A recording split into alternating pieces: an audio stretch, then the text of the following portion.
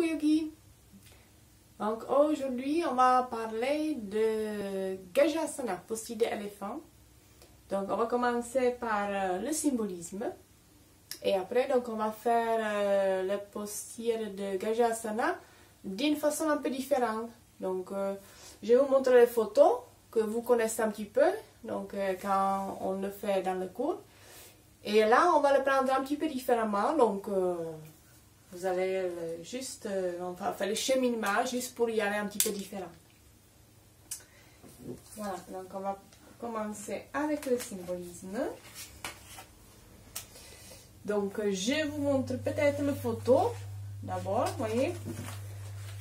Donc là c'est le chemin qu'on prend normalement, avec les pas qu'on se prépare pour les pas d'éléphant. Donc, la signification particulière de l'éléphant réside dans la force et la vertu. L'éléphant a le pouvoir de communiquer la force, le courage et l'endurance. Seul parmi les animaux, il possède la faculté de discrimination.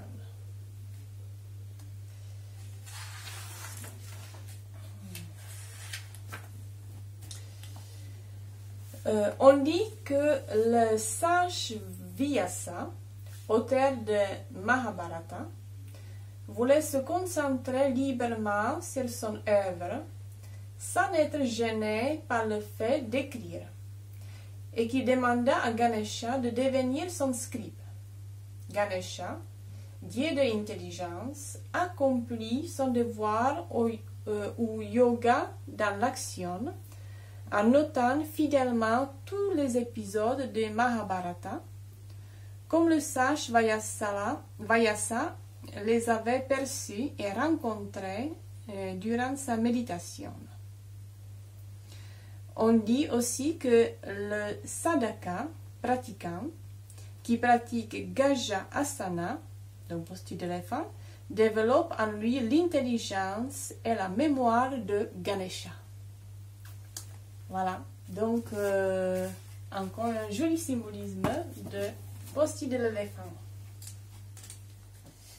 Donc nous on va commencer avec posture debout, donc verticale. On va laisser bien placer les pieds ancrés. On va laisser bien dérouler la colonne vertébrale. Les épaules sont déjà bien relâchées, bien ouvertes. Et puis, laissez bien libérer les bras, les bouts de doigts, les poignets. On va laisser d'abord amener 3 respirations. On peut fermer les yeux et on peut juste laisser tout doucement se placer dans les coudes de soi.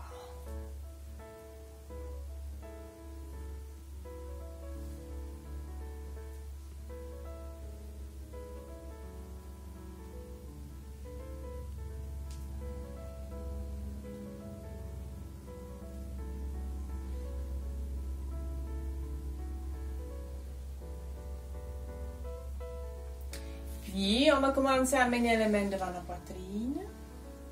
Et avec inspire, on va glisser les mains au-dessus de la tête en écartant les coudes et en laissant amener notre Kumbhaka, suspension du souffle. Et avec expire, on relâche. On va commencer avec les bras en ouverture pour prendre beaucoup d'espace. J'inspire, les mains se resserrent. Et avec expire, on va commencer à glisser les mains devant la poitrine. En même temps, les jambes sont fléchies. Et on va tout de suite relâcher vers le sol. On détend quelques instants. Puis, on va laisser dérouler doucement. Les mains vont se placer devant le cœur. Le dos est bien redressé. On relâche. À nouveau, j'inspire. Les paumes des mains sont bien resserrées, j'étire bien le corps, le souffle. Et à nouveau, avec expire, les mains devant la poitrine, les jambes sont fléchies. Et à nouveau, on relâche.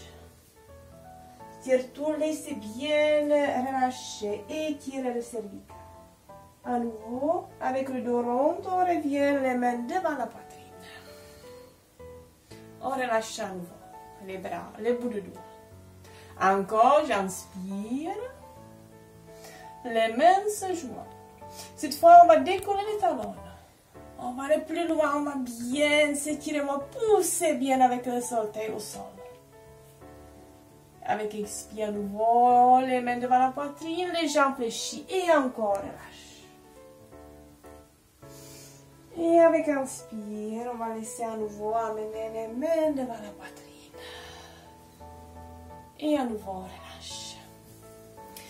J'inspire profondément et j'expire profondément.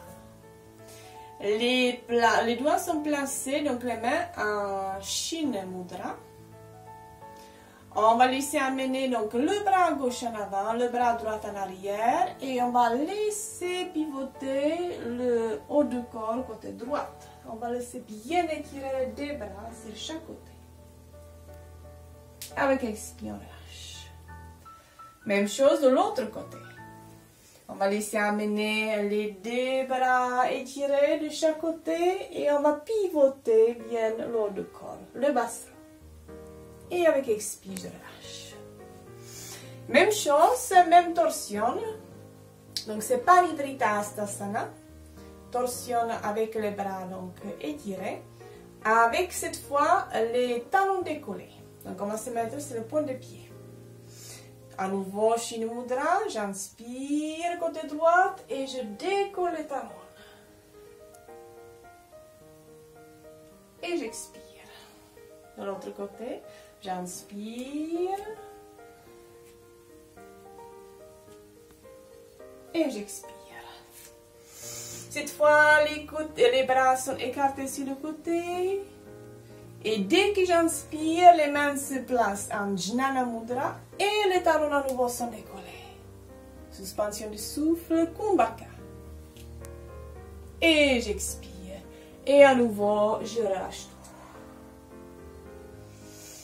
tout. Les jambes sont fléchies, j'inspire et je déroule tout. Les mains sont jointes.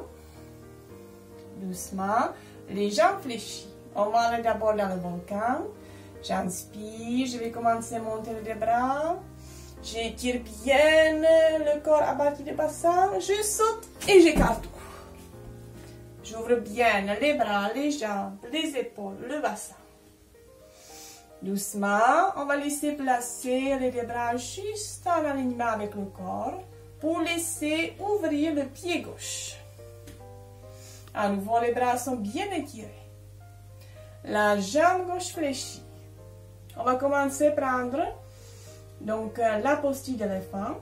On va amener les deux mains joints, les coudes joints, et puis on va laisser amener les deux mains bien étirées en avant. Posture de tronc. Et puis à nouveau, je reviens, je relâche et je détends. J'inspire à nouveau, les bras sont bien étirés. Le pied droit s'ouvre. La jambe droite est fléchie. On va revenir avec les mains devant la poitrine. Les coudes resserrés. Et puis à nouveau, le tronc. On garde tant que la posture se stabilise. Et à nouveau, je défais et je reviens. Doucement, cette fois, les deux bras sont bien étirés. Puis, on va laisser amener les deux mains au sol. D'abord, bien étirées assez loin. Puis, on va replacer les mains jointes, les coudes, et on va revenir dans la posture avec le tronc. Cette fois, tout se place au niveau de Manipura Chakra, donc au niveau du ventre. On va laisser fléchir les jambes et on va amener concentration au niveau de Manipura Chakra, au niveau du ventre. Et je reviens pour laisser relâcher. J'expire bien. J'inspire et à nouveau je déroule. Encore une fois. On va laisser amener les deux bras bien étirés. Avec expire, étirement en avant. Étire bien jusque dans les orteils. Doucement, à nouveau, les mains sont jointes, les coudes. Prenez le tronc. Puis, on va laisser amener les jambes fléchies et tout de suite, toute l'attention se place au niveau de Manipura Chakra. Je reviens et à nouveau je relâche. J'inspire et je déroule. On va revenir avec les deux pieds côte à côte. Profond inspire et profond soupir. Cette fois, on va laisser placer les deux bras étirés en avant. Puis, on va laisser amener les paumes de main vers l'intérieur. Les jambes sont fléchies. Doucement, on va laisser amener la jambe droite bien tendue en avant. Puis, la jambe droite est soulevée un petit peu, fléchie. Et on va laisser amener le bassin un petit peu plus bas pour bien étirer le dos, la colonne vertébrale. On revient et tout de suite, on relâche. À nouveau, les deux bras sont bien étirés, paume de main à l'intérieur. Les jambes fléchies, on relâche bien le coccyx, le sacrum. La jambe gauche est étirée en avant. Ça vous donne un petit aussi travail d'équilibre. Puis, on décolle la jambe. Et à nouveau, la jambe est fléchie. Et on va laisser bien s'étirer. On revient, on défait et on lâche. Profond inspire et profond soupir. Un peu la même chose, on va prendre, donc on va un petit peu relier cette posture avec la posture de Virabhadrasana, posture de guerrier. Cette fois, on va placer les deux mains bien à plat. Donc, paume de main sont tournées vers le sol. Puis, la jambe droite est déjà bien étirée. C'est quand la jambe droite va être fléchie qu'on va fléchir l'autre jambe. À nouveau, on va laisser bien se poser. Et puis, on va laisser à nouveau étirer la jambe gauche, la jambe droite. Poser le talon. Donc, les deux talons sont bien enracinés. Et on va amener le poing en avant pour laisser s'étirer la jambe gauche. Et là, on va s'étirer le plus loin possible. Et puis, on revient. On relâche. À nouveau, je place donc les deux jambes bien resserrées. Pliez les deux bras étirés. Paume de main dirigée vers le sol. La jambe gauche étirée en avant. Les orteils en appui. Doucement. Dès que la jambe droite est fléchie, la jambe gauche est fléchie et on se place avec juste l'appui sur le pied droit. Je reviens. Je laisse la jambe gauche bien tendue. Je pose le talon. Et à nouveau, on va laisser doucement amener le poids en avant pour étirer la jambe droite. Et là, on s'étire bien.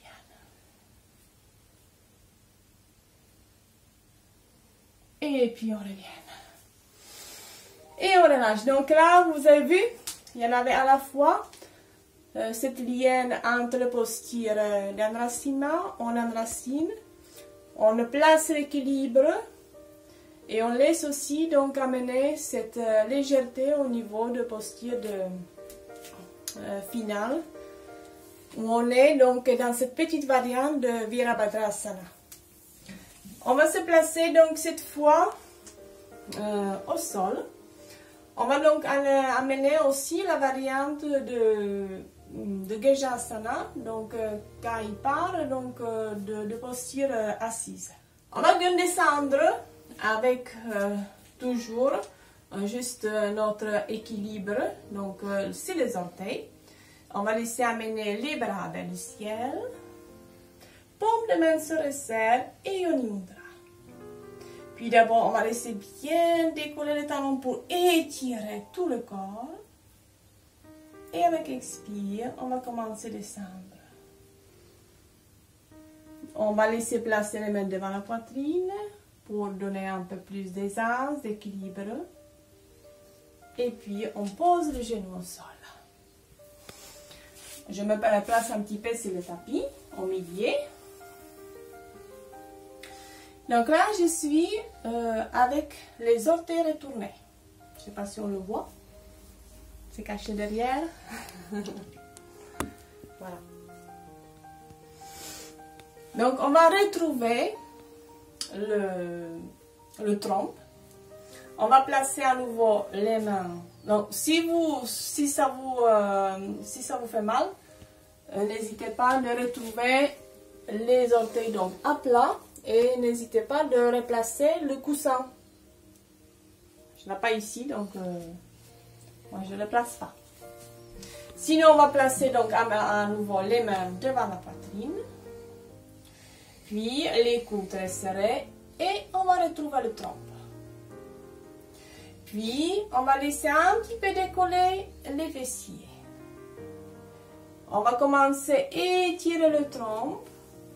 Quand on sent que on ne peut pas aller plus loin, on va commencer donc à ouvrir les coudes jusqu'à poser les deux mains au sol. Et puis là, on va laisser amener les fessiers vers en haut. Et puis, il y en a donc qui connaissent déjà. On va faire des pas d'éléphant. Donc, je ne vais pas aller très loin. Je vais juste faire un pas en avant. Et puis, je reviens avec un pas en arrière. Et puis, je reviens à nouveau là où j'étais. Je fais deux pas. Un pas et deuxième pas.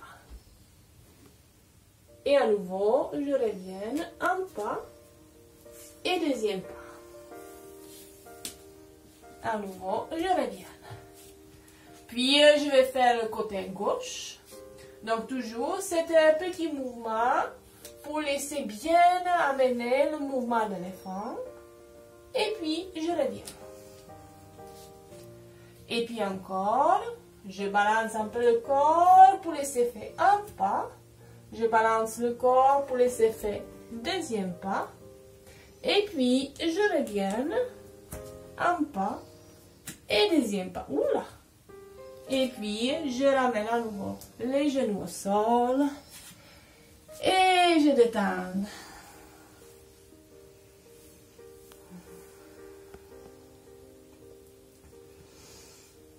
Et puis, avec un inspire, je les déroule à nouveau. Et puis encore, on va retrouver donc les paumes de main bien resserrées, les coudes resserrés, le tronc. Et puis, je vais laisser décoller les fessiers. Et puis, on va laisser placer les coudes à l'écart pour glisser la tête entre les deux bras. Et doucement, on va laisser ouvrir le corps, le buste, pour laisser à nouveau revenir les coudes resserrés et le tronc un petit peu en arrière. Et puis je reviens. Je répare avec les coudes bien écartés. Je reviens dans le posture où l'éléphant donc amène à nouveau le tronc vers le sol. Et puis, je reviens à quatre pattes. Et à nouveau, je laisse bien m'étirer. Voilà. Donc là, on a fait notre posture d'éléphant.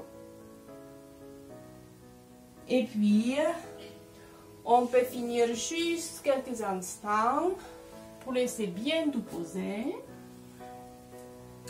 Je relâche le temps de laisser bien placer l'attention à nouveau au niveau de notre respiration. Et puis, je vais me tourner sur le dos. Et on va juste finir un petit peu pour détendre le dos et aussi pour un petit peu à nouveau ramener la chaleur à nu au niveau de nombril. Donc je vais placer cette fois les mains sous le fessier. Ça va me donc un petit peu détendre le dos. Et puis je vais laisser amener les deux jambes vers le ciel. Puis on va laisser amener l'ouverture au niveau des jambes. Et là, on va laisser un petit peu pivoter, faire le petit mouvement. Ça nous donne un petit massage au niveau, donc les mains qui sont en contact avec les fessiers. Et puis, on va faire le petit balançoire. Je reviens. Les deux jambes sont fléchies, amenez un petit peu sur le ventre. Et puis doucement, je vais poser les deux jambes au sol avec petit espace. Et tant que je peux, sans forcer, je vais décoller le bassin en gardant les mains là où ils étaient. Et je reviens. À nouveau, les fessiers sont toujours posés sur les mains, les genoux sur le ventre, pour laisser s'étirer les jambes vers le ciel. À nouveau, cette fois, on va laisser amener la jambe droite qui descend. Puis elle monte. L'autre jambe. Elle monte. À nouveau, les genoux sur le ventre. Je pose les pieds au sol. Et à nouveau, je décolle le bassin. Et à nouveau, je repose. Et une troisième fois, les genoux sur le ventre. Les jambes qui montent. Et cette fois, je vais laisser amener les deux jambes écartées. Et puis, les pieds vont être amenés en contact. Et je vais poser les tranches de pied au sol. Les genoux sont donc bien ouverts. Et encore, je décolle le bassin. Et puis, je repose. Je laisse amener les genoux resserrés. Poser cette fois le dos, les pieds, le bassin au sol. Les bras sont bien étirés. Et avec inspire, je laisse monter les bras derrière la tête. Et à nouveau, une dernière fois, je laisse bien pousser les fessiers vers le ciel. C'est tout Bandhasana.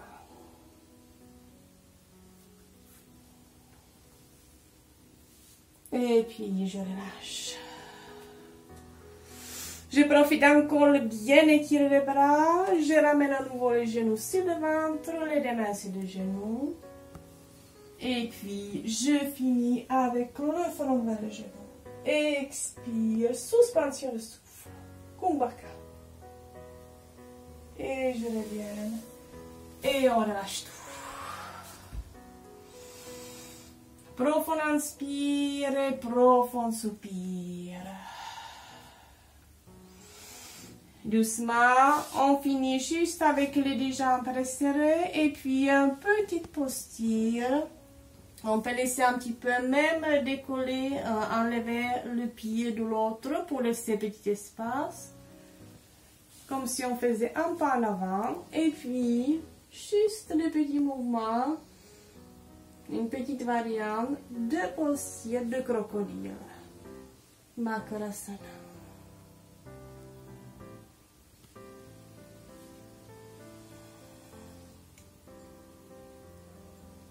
Et puis je reviens et je relâche. Et voilà, je vais laisser amener encore un petit moment de détente. Conscient de mon souffle. le corps qui a changé.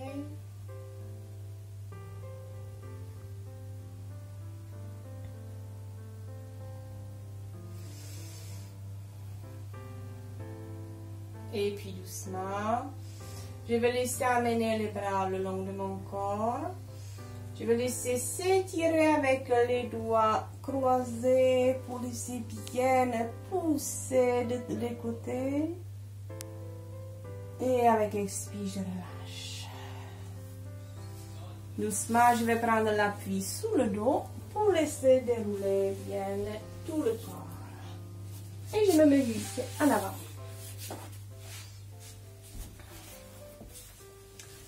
Et je reviens, posture de tailleur, Siddhasana. Les mains sur le genou devant le cœur. Je vous dis merci, namasté. Et j'espère qu'à travers cette posture, donc Gajasana, vous allez, comme l'éléphant, développer beaucoup de force, de courage et aussi la vertu. À très bientôt!